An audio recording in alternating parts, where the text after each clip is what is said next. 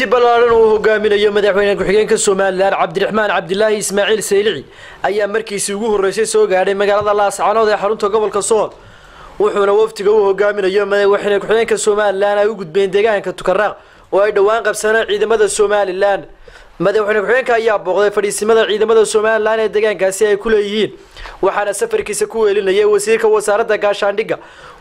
wasiirka wasaaradda kheyraadka biyaha iyo sidoo kale wasiirka ku-xigeenka warfaafinta taliyaha guud ee ciidamada Soomaaliland iyo sidoo kale maamulka gobolka Sool iyo kan degmada Laascaanood waxaana halkaasi ka hadlay saraakiisha ciidamada ku sugan jiidahaasi waxayna sheegeen inay tagi doonaan xuduudda Soomaaliland ay la leedahay Puntland ciidanka qaranka uu halkan digay oo qabsaday 7 bishan muxuu ahaa bisha koobaad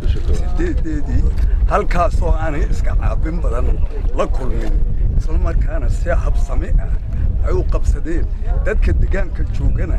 sidii dhaqanka u ahayd si fiican looguna soo dhaweeyay madaxa hoggaanka madaafiicda goobta ahna imiga taliyaha jiidani halkan joogno waxaan leeyahay ciidanka qaranka ee jiidan ku sugan waxa uu harsan xuduudii 7 kiiloomitir ayaa noo harsan xadkii Soomaaliland ay lahayd degmada madaxweyne halkan waxa jooga ciidankii qaranka dowladda Soomaaliland oo gudanaya waajibkiisa qaran halkan naga soo horjeedana waxa jooga ciidamo badan oo lagu soo ururiyay kulli anagu wax dhiba labada dhanba dib lama rabno kuwaasna waa dadkayagii wana waa dadkayagii wax dhiba lama rabno laakiin waxa weeyaan waxa la isla maandaafiyan waxa weeyaan war xadkaygii baan tagaya iyo tagi maysid imika waajibkeena koowaad waxa weeyaan halkan inaan joogno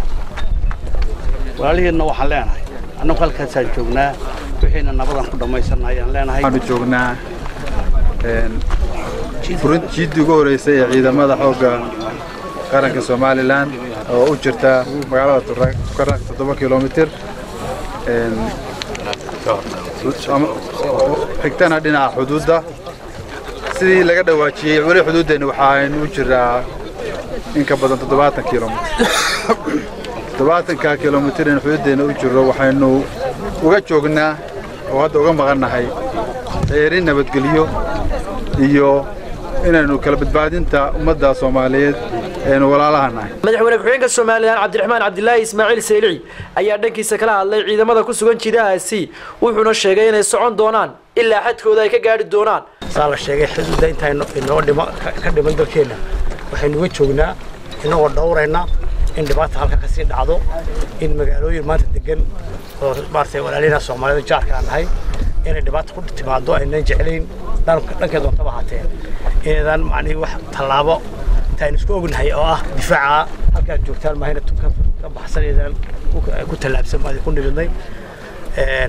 aad iyo aad wadi ku hambaleyna runtii shaqada ballaaran haysan jaranka iyo saaxiibadiisa kale maartay garbaha iyo dhammaan min taliye ilaa iyo maartay askariga hooseeya runtii Mukhtaar Cabdi Jaamac wararka warbaahinta SBC Laascaanood